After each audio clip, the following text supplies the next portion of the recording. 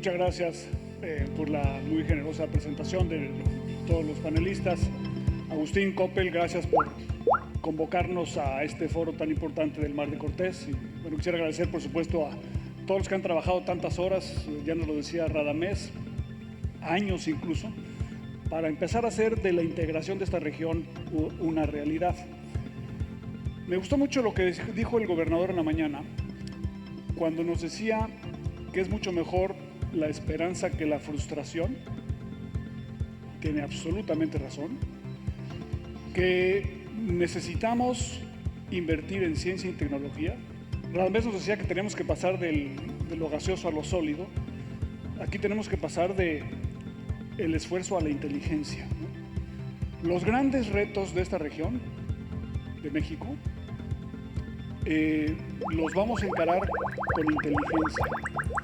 Y la inteligencia implica primero tener una visión de qué podemos, qué debemos hacer, de descubrir en el espejo del comercio exterior nuestras ventajas comparativas. Vamos a ver también nuestros defectos, ¿no? Al enfrentarnos, compararnos con otros, pero la clave del desarrollo no es tanto solucionar lo que está mal, que hay que hacer, sino sobre todo encontrar para lo que somos realmente buenos. Y cuando ustedes ven, por ejemplo, el logotipo del Foro Mar de Cortés, Sinaloa, el tomate, bueno, en la Ciudad de México le decimos jitomate, Sonora, la naranja, uno tiene la impresión de que el futuro del Mar de Cortés depende de la explotación de sus recursos naturales, de su belleza intrínseca, y por supuesto eso todo hay que hacerlo.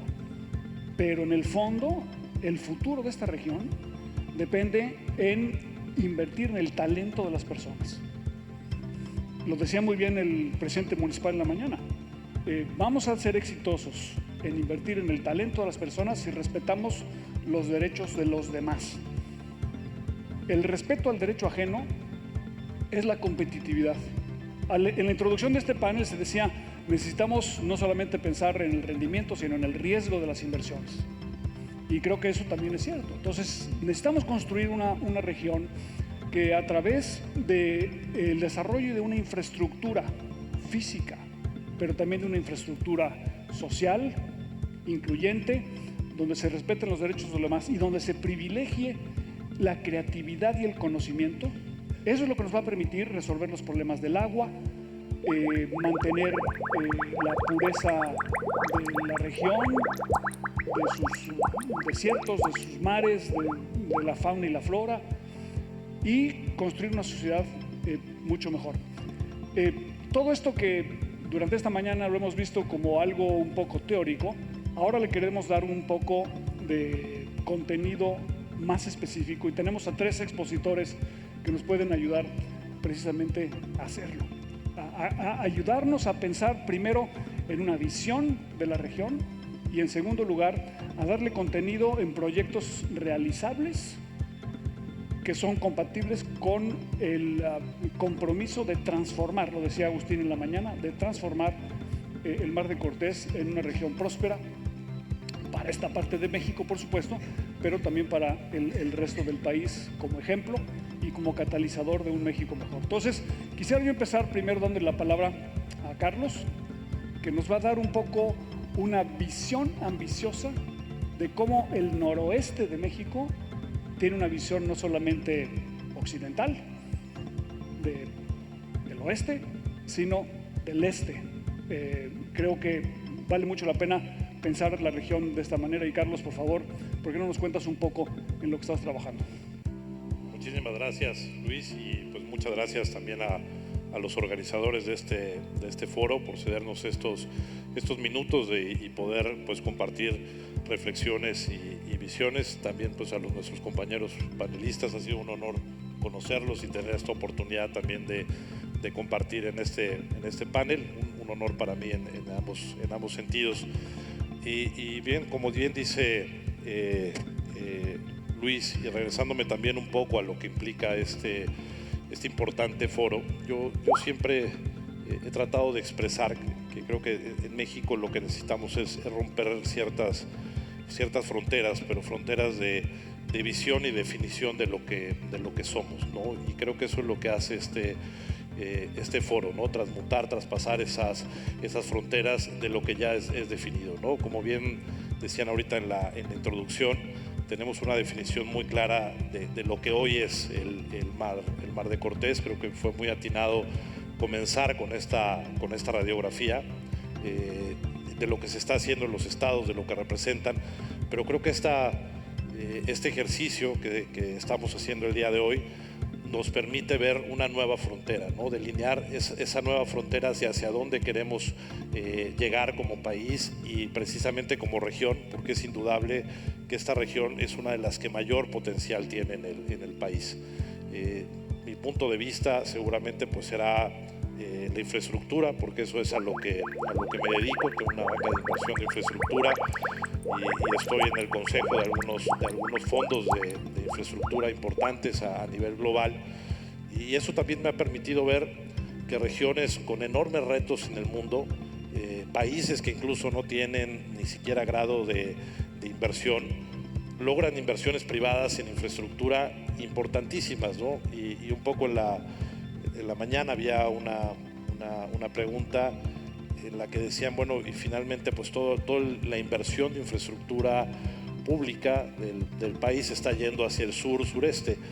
Y en parte es cierto, ¿no? Pero digamos, yo lo que veo desde un fondo de infraestructura, dedicados exclusivamente a infraestructura, es que el apetito de la inversión privada en este sector está hacia el norte de México, ¿no? Donde se está viendo un dinamismo, una oportunidad de un rol de México como un centro de producción importante para Norteamérica, es en el norte del país. Entonces, creo que independientemente de la inversión pública, creo que esta región es la que tiene mayores posibilidades de atraer en los mercados de inversión privada para el desarrollo de infraestructura, concretamente infraestructura productiva, ¿no? Y es ahí donde pues nosotros comenzamos a platicar, digamos, un poco sobre esta idea, sobre este concepto de que también esta región del Mar de Cortés, concretamente el estado de Sinaloa, se puede volver un hub importante en materia logística y de ahí desencadenar en la vocación del norte de México un corredor de transformación, ¿no?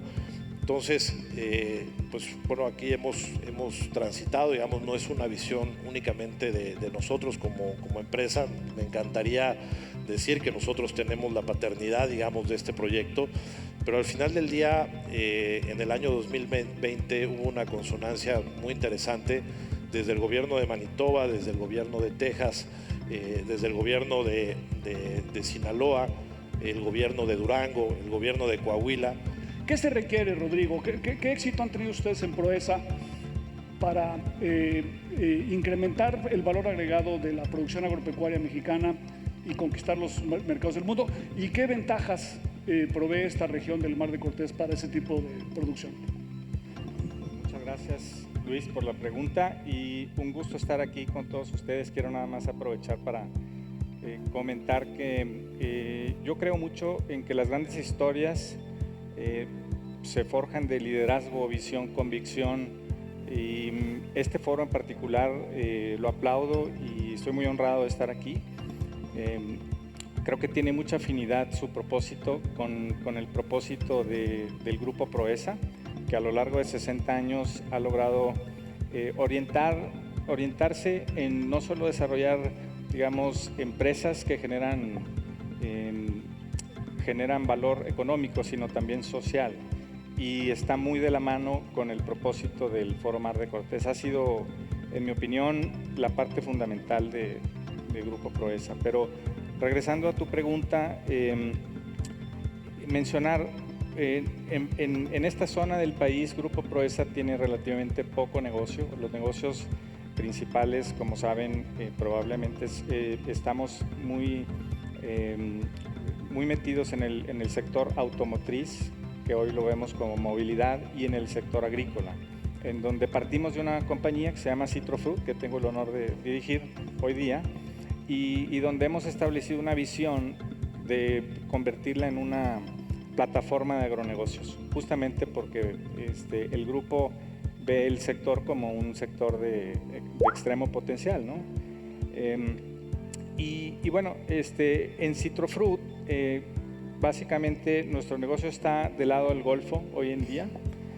Citrofruit es la empresa líder de producción y procesamiento de cítricos en México.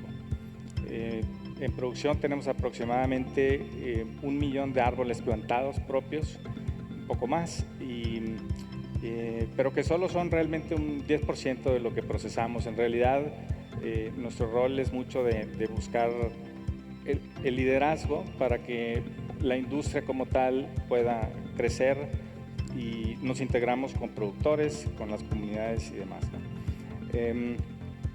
Un ejemplo muy importante que quisiera mencionar es el caso del tema de la naranja orgánica. Es importante porque ha sido una iniciativa que, como ejemplo de una visión sustentable y próspera, nos ha permitido, hoy en día Citrofruit no produce ninguna naranja orgánica todavía. Sin embargo, somos el mayor productor de naranja orgánica globalmente. Esto a pesar de que la industria en México cítrica es mucho menor a la industria del país líder de este sector, que es Brasil. Pero en esta categoría en particular, Citrofruit pues y México en general es líder, ¿verdad? Entonces, menciono esto porque tiene mucha afinidad, digamos, como un modelo de negocio donde se integra con la comunidad, donde se escoge un modelo colaborativo para trabajar y donde realmente se desarrollan prácticas sustentables para abastecer un mercado que es chico pero es creciente y muy alineado a tendencias de consumo que también son sustentables, ¿no? Ahora, nosotros hoy día somos competitivos en Estados Unidos, en los mercados de Estados Unidos. Exportamos a más de 40 países, pero nuestro negocio principal es Norteamérica. Y somos competitivos solamente en ciertas zonas de Estados Unidos. Es interesante porque Brasil, que es el país, el mayor, digamos, exportador de cítricos, jugo, procesados, ¿no?, hacia Norteamérica, tienen la capacidad de poner el jugo en el este de Estados Unidos más económico que nosotros en México, y a pesar de altos aranceles que pagan del jugo brasileño en la importación hacia Estados Unidos. Y la limitante principal cuando analizamos por qué México no podría potencializarse más en este mercado es una cuestión de infraestructura, ¿no? Regresando al punto y a la pregunta inicial, ellos tienen la infraestructura marítima y tienen obviamente otro factor importante que es la escala, ¿verdad? Que les permite producir el mismo producto, probablemente con algunas características diferentes al mexicano, pero lo ponen en Estados Unidos todavía mucho más económico que nosotros. Y se trata de un sistema integrado de infraestructura y logística con la que hoy desafortunadamente México no cuenta, inclusive del lado del Golfo. Entonces, es un ejemplo. De hecho, si uno ve la participación de mercado de México en Estados Unidos, en promedio tenemos 14% del mercado de Estados Unidos. En el sector agropecuario cerramos el año pasado con 26%. O sea, México es el principal proveedor agropecuario de Estados Unidos por mucho. Pero las exportaciones mexicanas están concentradas de Texas a California y un poco el medio oeste. Así es. La participación promedio de México en la costa este de Estados Unidos es 9% de Florida a Virginia y 5% de Maryland a Maine. Entonces, el crecimiento futuro del país depende de que desarrollemos las cadenas de logística para conquistar el este de Estados Unidos. Entonces, una es, digamos, la logística, Rodrigo. ¿Cuál es el papel de la tecnología, de los brains, de la inteligencia en el negocio agropecuario? ¿Por qué es importante que invirtamos en la ciencia y tecnología, como decía el gobernador, en un sector que uno podría calificar de primario, pero que es tecnológicamente altamente desarrollado. ¿Qué hacen ustedes en Proesa? Muy buena pregunta, Luis. Y efectivamente creo que el rol de la tecnología a lo largo de la cadena del negocio, del agronegocio, es fundamental, ¿no? Desde el desarrollo de genética diferenciada, desde la eficiencia en productividad en huertas, ¿verdad? Que requiere, hoy día existen tecnologías y es mucho donde se está orientando el capital emprendedor en este sector, en desarrollar tecnologías que permitan aumentar significativamente la productividad del campo. O sea, hoy, por ejemplo, en el negocio de aguacate, en México la productividad promedio está probablemente entre 8 y 10 toneladas por hectárea, cuando el potencial de una huerta en las condiciones que México tiene, que son las mejores en ese sentido, podría ser el doble. Sin embargo, no se han masificado, digamos, el uso de tecnología en el manejo de huertas, ¿no? Y eso hace una gran diferencia para el negocio agropecuario. Y finalmente, bueno, la tecnología en términos de cómo llegar al mercado de una forma eficiente también, ¿no? Rompiendo esquemas, digamos, también logísticos para llegar más rápido al mercado y entregar de forma más eficiente. Los emprendedores hoy en día en este sector mencionan estadísticas muy contundentes, ¿no? Dicen, bueno, una tercera parte de los alimentos en el mundo se desperdician porque se echan a perder.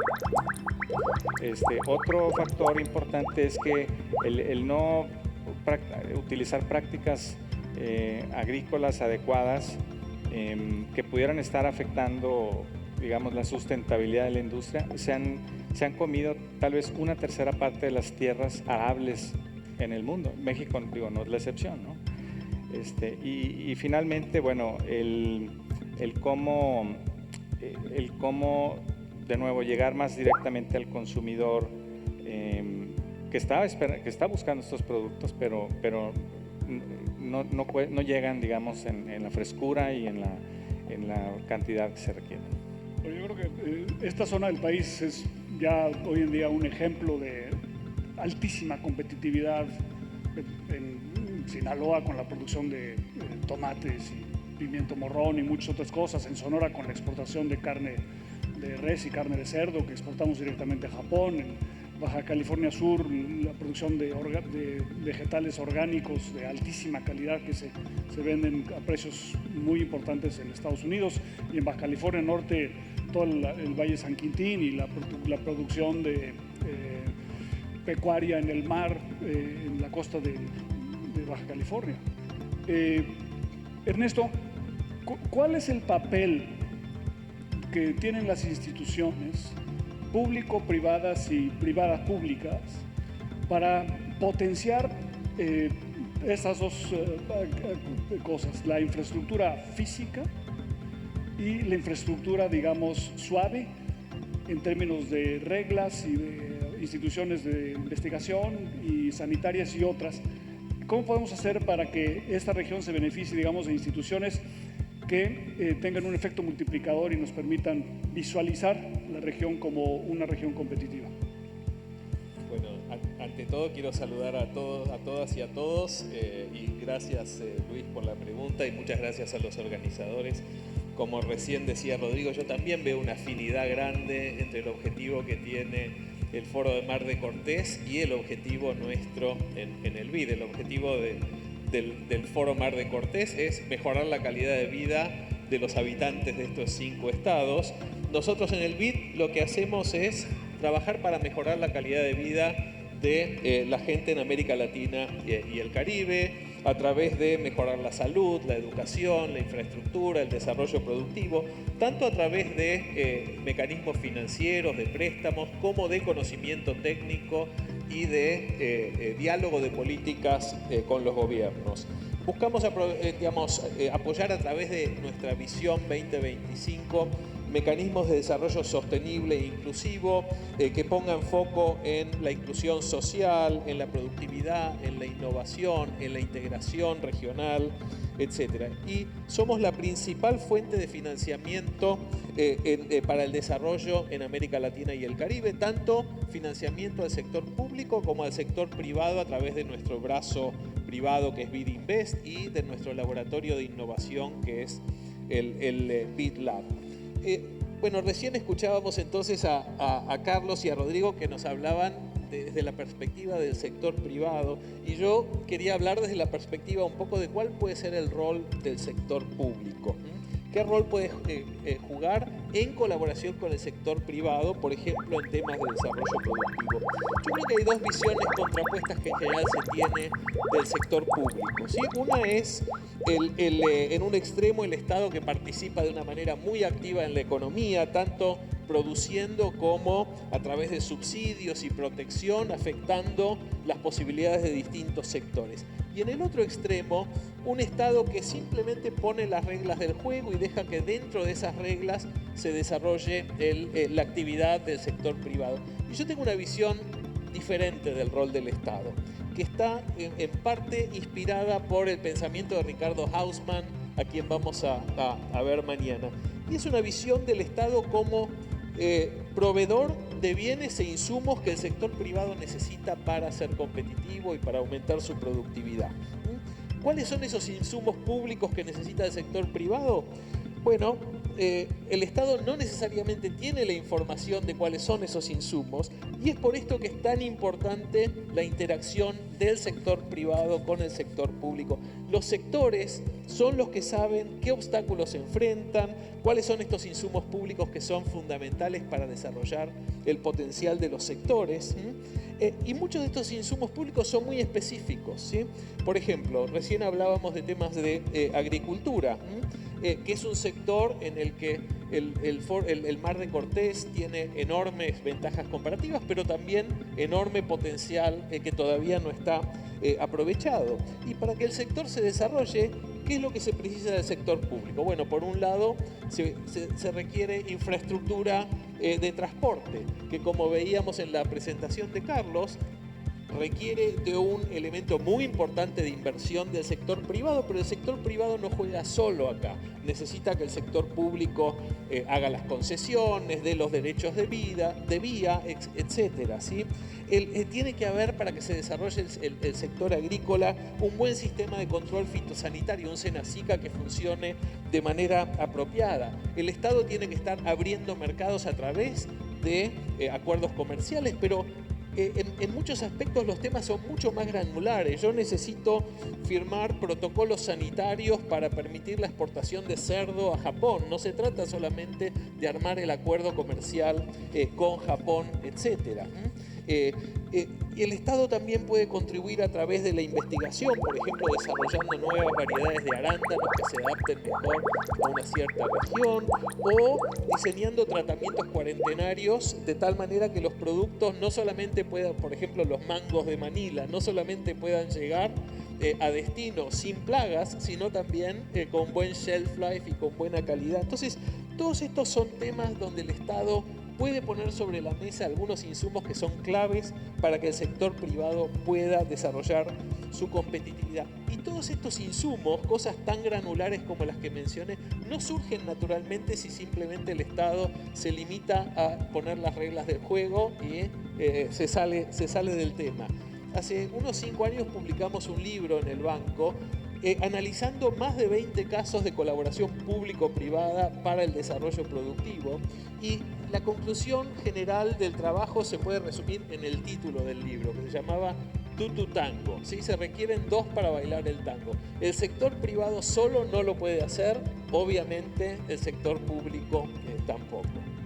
Oye, Ernesto, pero cuando dices sector público lo dices en singular, pero bueno, aquí lo hemos visto ya pues, en plural.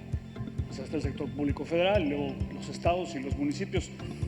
¿Cómo resuelves la coordinación para que entonces haya un intercambio más rico?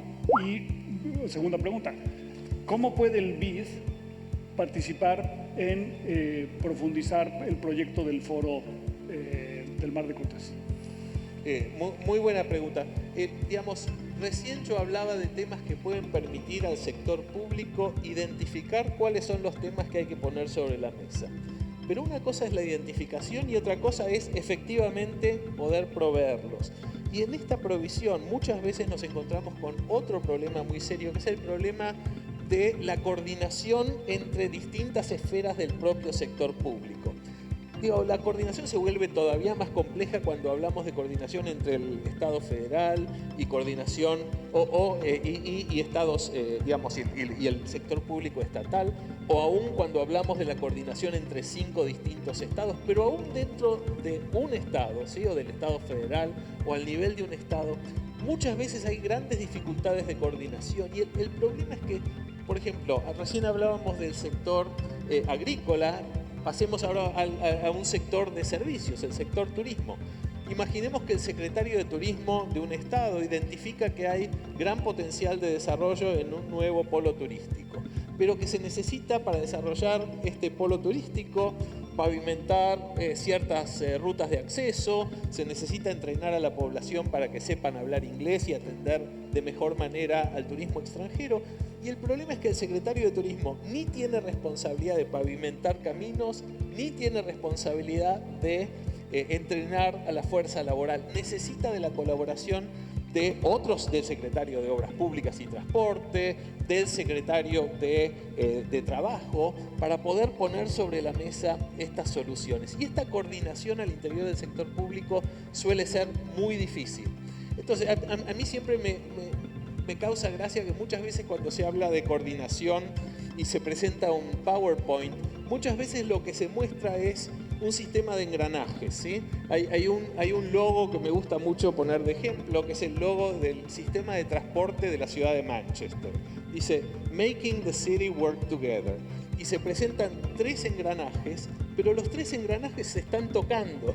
Entonces, si uno piensa durante 2 segundos, se da cuenta que este es un sistema que está totalmente trabado. Entonces, me gusta esta imagen para dar el mensaje de que la coordinación no es simplemente sentar a estos 3 secretarios de Estado en la misma mesa y pensar que por arte de magia se van a coordinar. Hay que pensar en mecanismos deliberados para que funcione. Entonces, si yo separo estos 3 engranajes y pongo en el medio un pequeño engranaje, cuando este gira para un lado, las 3 secretarías se mueven en la misma dirección. Entonces, tenemos que pensar, digamos, de qué manera se organiza el tema para que los 5 estados del Foro Mar de Cortés no representen un sistema de engranajes trabado, sino que representen un sistema dinámico que, digamos, avanza hacia el desarrollo de la región. Y después, más adelante, les voy a contar de una experiencia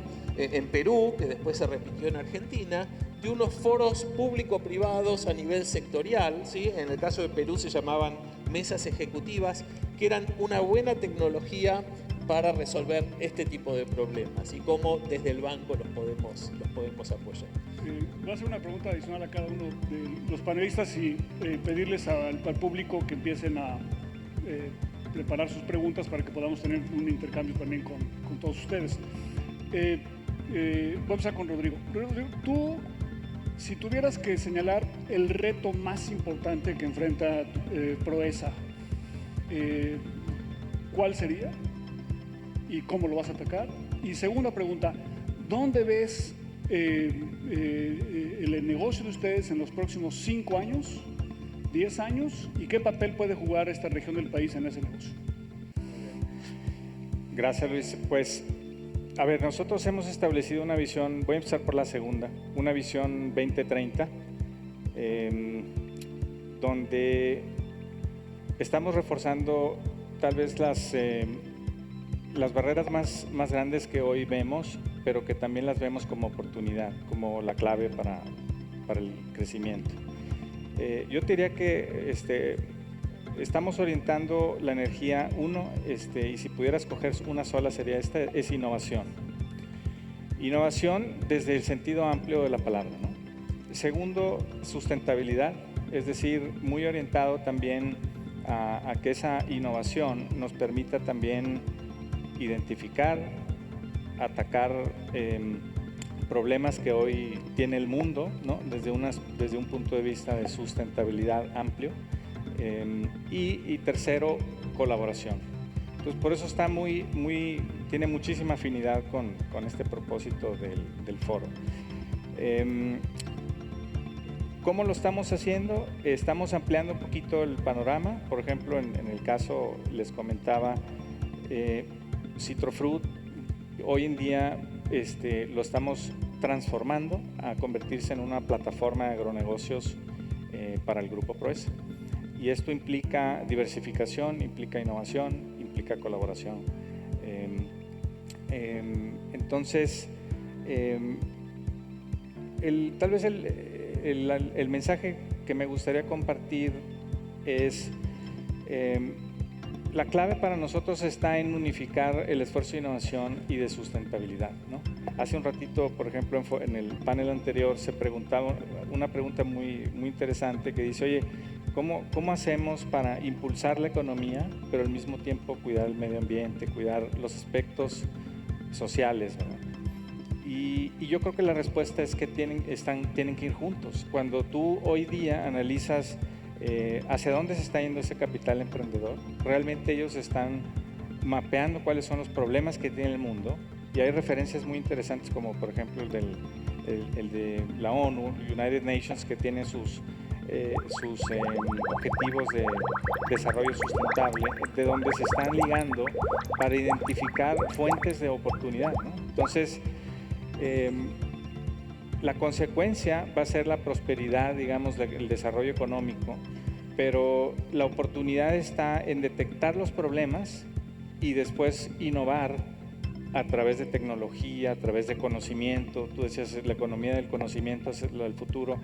En modelos colaborativos, donde ya no una empresa en particular intente resolver un tema de forma aislada, ¿no? Hoy día, y mucho de eso está haciendo digamos, el capital emprendedor, es buscar esquemas colaborativos donde se suma desde el capital hasta se suma en colaboración el desarrollo tecnológico, se suma la experiencia administrativa, de talento y demás.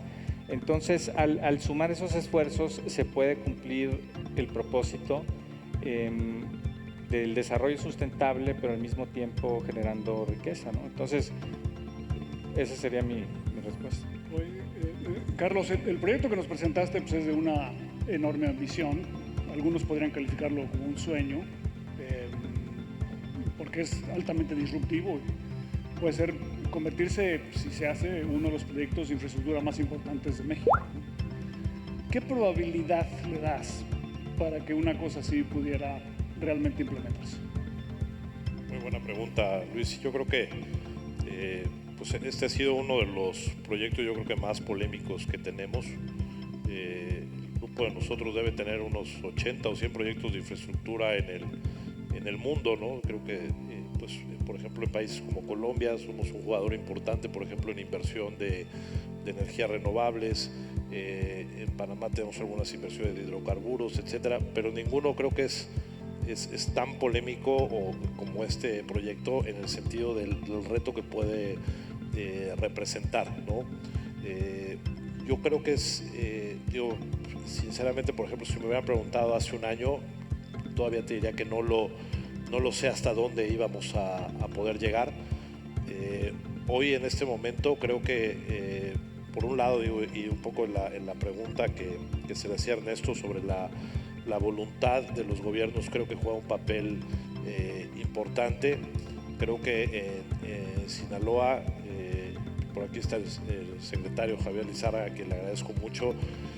Creo que esa voluntad y el ímpetu, también el deseo de un gobierno de poder ser transformador, creo que ha ayudado mucho. En Durango, el gobernador creo que no ha dejado de insistir en este tema, ¿no? Dice, cada vez que ve al presidente pues, le reitera el interés que hay de que este proyecto sea una realidad. En Coahuila igual, y el gobierno federal pues también, ¿no? Lo que hemos hablado con el gobierno federal lo ha estado evaluando y en este momento lo que nos dicen pues es viable y hay que darle entrada al trámite para que esto se haga una realidad, ¿no? Dicen que la sabiduría más verdadera es una resuelta determinación, ¿no? Y a lo mejor somos un poquito tercos, pero a fuerza de insistir, o sea, obviamente lo que primero nos topamos fue con pared, ¿no? O sea, eso no se va a poder hacer, esto no hay una viabilidad, por algo no se ha hecho en 120 años, o sea, ¿por qué no se debería de hacer? Encontraba yo 100, ¿no? Respuestas, ¿no? ¿Por qué no hay que hacerlo? Porque es un reto enorme, porque hay unos costos enormes de atravesar la sierra, pero creo que hay un cómo sí, o sea, y creo que nos ha ayudado mucho la visión de el grupo al que está ligado Caxor, que es National Standard. Creo que tiene una visión muy global y lo que me he podido percatar es que hay retos todavía más grandes que esto en el mundo, ¿no? Entonces, por eso es que creo que es posible hacerlo, y he visto cómo se pueden materializar retos mucho más complicados, con más inversión, en regiones más conflictivas, y bueno, al final del día creo que pues esto es un reto altamente realizable. Hoy, desde el punto de vista legal, creo que hay las condiciones de todos los gobiernos involucrados para que este proyecto se realice. El otro reto era la parte de ingeniería, que como les decía, cuando me dijeron, bueno, pues la única forma de hacer esto es que hicieras el puerto más eficiente, más veloz, el mejor puerto del mundo para que esto pudiera ser atractivo, y tendrías que llevarte la mejor ingeniería del mundo posible para poder hacer el ferrocarril. Dije, pues sí, bueno, hay que hacerlo, ¿no? O sea, entonces traigámonos a la mejor ingeniería del mundo para poder hacer este ferrocarril y desarrollemos una nueva tecnología de puerto que nos permita hacerla viable, ¿no? Pero yo creo que el tema es encontrar no que sea un no, sino simplemente por resolverlo, ¿no? O sea, tomar esos retos e irlos resolviendo. Hoy creo que es un proyecto tanto financiera como técnica, como legalmente sumamente viable, pero bueno, esto se ha ido construyendo de la mano de muchos involucrados, ¿no? Desde empresas de ingeniería, desde gobiernos locales, desde el gobierno federal, digamos, ha sido un tema de voluntad, creo, ¿no? Y ese ha sido un ingrediente clave para que esto se pueda hacer una realidad, ¿no? Última pregunta para Ernesto. ¿Cómo se puede comprometer el BID, Ernesto, a ayudarle al Foro del Mar de Cortés a tener una visión de hacia dónde debemos caminar? Sí, con gusto, Luis. Yo creo que podemos ayudar como dije antes, nosotros nos involucramos con los países a través de nuestro financiamiento, pero también de conocimiento técnico y diálogo de políticas con los gobiernos. Y pueden ser gobiernos a nivel nacional y gobiernos también a nivel subnacional.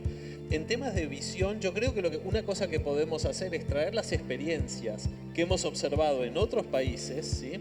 Y, digamos, ayudar a ponerlas en práctica en lugares como el Mar de Cortés. Una de estas experiencias es esto de las mesas ejecutivas peruanas que contaba antes, que son unos foros público-privados que se generaron en Perú en el año 2014. En ese momento el ministro de la Producción, Piero Gessi, los puso en práctica y juntan al sector público y al sector privado para identificar cuáles son los obstáculos a nivel sectorial, ¿sí? Y rápidamente poner sobre la mesa las soluciones. Y un elemento interesante de la visión de Gessi es que no había un periodo largo de diagnóstico donde empezamos durante 6 meses a pensar en cuáles son los problemas del sector y después pasamos a la implementación, sino que de entrada, digamos, la planificación y la implementación son como dos partes de un mismo proceso iterativo donde enseguida digamos, se pone el foco en la implementación y se van resolviendo problemas como que tienen que ver con mejora regulatoria, problemas de algunos de los bienes públicos que hace falta poner sobre la mesa, problemas de entidades públicas que no tienen las capacidades que se requieren y hay que fortalecerlas, problemas de entidades que no están, digamos, coordinadas entre sí y hace falta que funcionen de manera coordinada. Digamos, nosotros hemos acompañado este proceso en Perú, hemos después llevado esta misma tecnología a la Argentina, donde se hicieron más de 50 de estas mesas. Algunas funcionaron muy bien, otras no tanto, pero tenían un gran compromiso político atrás, en el caso de Argentina, del propio presidente, etc. Entonces, podemos ayudarlos también. Estamos trabajando con el gobierno federal, por ejemplo, para tratar de analizar cuáles son las oportunidades que se le abren a México en cadenas globales de valor asociadas a este fenómeno del nearshoring, ¿sí? Estados Unidos está tratando de cambiar la proveeduría, digamos, en algunos sectores estratégicos, y eso puede abrir oportunidades para México como un todo y para la región del Mar de Cortés en particular. En el banco, digamos, hay muchas cosas que podemos hacer. Por ejemplo, a través del BID Lab podemos ayudar a empresas como Proesa a expandir la red de pequeños productores a las que ayudan a certificar orgánico y los ayudan a conectarse con el mundo. Podemos participar en la financiación con el sector privado, con empresas como Caxor, digamos, de infraestructura portuaria, de infraestructura caminera, de infraestructura ferroviaria, etc. A los gobiernos los podemos ayudar a pensar en las APPs, a pensar cómo estructurar proyectos y dejarlos listos para ser concesionados, etcétera, etcétera. En BID Invest acabamos de emitir el primer bono azul, precisamente para ayudar, digamos, a desencadenar proyectos sostenibles, digamos, por ejemplo, en temas de agua, de acceso a agua limpia, en temas de turismo sostenible al lado de un lugar como el Mar de Cortés, en temas de acceso a la red sanitaria, etcétera. Creo que hay mucho que podemos hacer, digamos, trayendo otras experiencias de otros lugares que vemos que han sido exitosas, tratando, por ejemplo, podríamos ayudar a los gobiernos del Mar de Cortés a tratar de instalar este tipo de mesas sectoriales que creo que son un instrumento muy válido y que han sido exitosos en otros lados. Y bueno, y a ver, digamos, como decían antes en la presentación digamos, del Mar de Cortés en números, cuáles son aquellos sectores donde realmente hay mucho potencial en los diferentes estados y de qué manera se puede alcanzar ese potencial. Quizá haya una idea para Juan Pablo y Radamés de que el foro Mar de Cortés, entre otras muchas cosas, sirva también para recibir identificación de obstáculos por parte de los operadores privados. Tenemos muy poquito tiempo, pero vamos a estar una o dos preguntas rápidamente si alguien quiere hacer una. Allá, por favor. Y una acá, dos preguntas, una acá y una acá, y las vamos a contestar breves y las vamos a contestar muy rápido porque todo el mundo tiene mucha hambre y queremos irnos a comer. Gracias, buenas tardes, soy Diego Vadillo, gracias por la oportunidad. Quiero preguntarles respecto del corredor logístico desde la costa de Sinaloa, buscando la frontera norte y de ahí buscando la costa este de Estados Unidos. ¿Cuál es la parte que le toca hacer al gobierno federal y cómo observan las posibilidades o las condiciones para que esto se realice? No sé si puedo hacer una pregunta más. Primero la segunda. Los demás también. Primero vamos a aceptar la segunda y si tenemos tiempo hacemos una más. Bueno, antes que nada, muy buenas tardes. Felicitar aquí a los organizadores del foro, a Agustín Coppel, a Radamés, a Juan Pablo Viamuni. Carlos, pues más que todo felicitarte, muchas gracias porque en el tema de Sinaloa pues tomaste el grupo Caxor esta idea tan importante, conectar Mazatlán. Sin duda es un puerto ya muy congestionado por la misma ciudad y este puerto vendría por su cercanía a ser una solución extraordinaria para la carga, porque si bien la carretera Mazatlán-Durango ayudó muchísimo a la inversión en Mazatlán, sobre todo por la parte turística, sin duda este puerto que manejará 4-8 millones de TEUs vendrá a ser una solución para la carga real, que también era el sueño que teníamos de mejorar a Mazatlán hacia el corredor que ahora se denomina como el corredor Temec. En tiempos, Carlos, ¿cuándo sientes tú que ya el gobierno federal pudiera pasar a lo que aquí Luis de la Calle lo dijo muy acertadamente? Ahora viene la parte del gobierno, la pregunta que él te hizo. ¿Cuándo piensas tú que esto se pudiera ya definir, este proyecto para el bien del noroeste del país y este gran proyecto? La pregunta 1 y 2 son la misma, entonces vamos a tomar una última. Aquí adelante, por favor. Sí, buenas tardes a todos. Ernesto, hablaste de los Blue Bonds, ya hay algunos, los primeros allá por las Seychelles, y aquí pues hay una gran oportunidad. También si nos podrías platicar un poquito más de eso. Gracias. Bueno, si pueden hacer respuestas muy breves de 1 minuto cada uno para podernos a comer, se los va a agradecer Carlos y luego el resto. Con mucho gusto y gracias por ambas preguntas y como bien dices van relacionadas de alguna forma. Afortunadamente hemos encontrado disposición y apertura del gobierno federal. La verdad de las cosas, digo, siempre la ha habido, pero creo que ahora hay una mayor determinación. Nos ha ayudado mucho el Senado de la República, se pronunció que este era un proyecto importante y creo que el empuje que tuvo el Senado fue algo muy importante para que esto, digamos, para que se recibiera el trámite de concesión, así como pues ya la labor que nos ayudaron también a hacer los gobernadores involucrados. La voluntad del gobierno federal ya está, o sea, de recibir el trámite.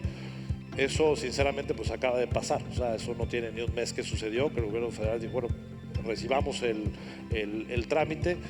¿Qué pasos siguen a partir de esto? Nosotros hago una narrativa rapidísima de lo que llevamos en este año. En septiembre del 2020 fue cuando comenzamos a estructurar un plan maestro. Nosotros le entregamos al gobierno federal un plan maestro de esto por ahí de marzo, o sea, nos tardamos unos 6 meses haciendo un plan maestro. A partir de ese momento hicimos pues todas estas ingenierías que narré del tren, del ferrocarril y demás.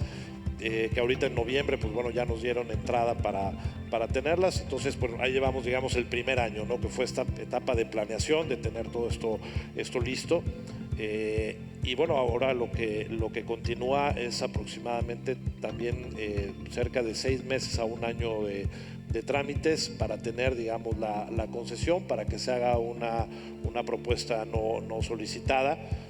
Algunos nos dicen, oye, pero pues esto se va a abrir al final del día, aunque es en base a lo que nosotros hemos desarrollado, pues es algo que se va a licitar y que bueno, ¿no? Al final del día creo que lo que hay que buscar más que el protagonismo o el negocio de una empresa, pues es el desarrollo y no hay que perder, creo que el foco, que ese tiene que ser el principal objetivo, ¿no? Que este proyecto se realice con nosotros o sin nosotros, pero que haya una viabilidad para que este proyecto se pueda realizar. Esto se va a llevar cerca de un año y de ahí la construcción la tenemos programada aproximadamente para unos 3 años, ¿no? O sea, la construcción de este ferrocarril, la construcción del puerto va a llevar 3 años, ¿no? Entonces estamos hablando que se van a requerir, cuando comenzamos con esto dijimos, espérennos 5 años para ver un resultado, o sea, para que ya puedan llegar y ver un barco llegar al nuevo puerto de Mazatlán, a lo mejor pasan 5 años, ¿no? Pero ya llevamos uno de esos 5 años y vamos avanzando muy bien, ¿no? Y esos son más o menos los tiempos, ¿no? Uno fue de planeación, otro va a ser para terminar los trámites y 3 más para temas de construcción. Los bonos Blue, Ernesto.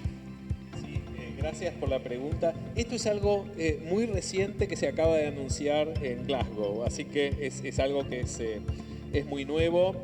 Cierto que hay otros bonos azules en otras geografías. Yo entiendo que este es el primero en América Latina. Por cierto, es el primero para el grupo BID. Son $50 millones australianos por un periodo de 10 años y la idea es esta, de poder financiar proyectos sustentables, que pueden ser puertos, pueden ser proyectos de turismo sostenible y temas de acceso a agua limpia y acceso a servicios sanitarios. No sé mucho más que eso, pero me comprometo a ponerte en contacto con la gente que realmente conoce el tema en gran profundidad para ver qué oportunidades se abren por ese lado, ¿sí? Tenemos mucha experiencia ya por el lado de bonos verdes. BidInvest también, otra manera en que puede contribuir es, tenemos un gran programa de factoraje inverso donde financiamos a pymes para que se sumen a las cadenas de proveeduría de muchas de las grandes empresas mexicanas. Estoy seguro que hay algunas que están representadas acá. Muchas gracias. Buenísimo. Bueno, a no confundir con el mercado blue de Buenos Aires, que es una cosa muy distinta, ¿no? Pero bueno, les agradecemos mucho su atención, su interés. Creo que los panelistas merecen un fuerte aplauso.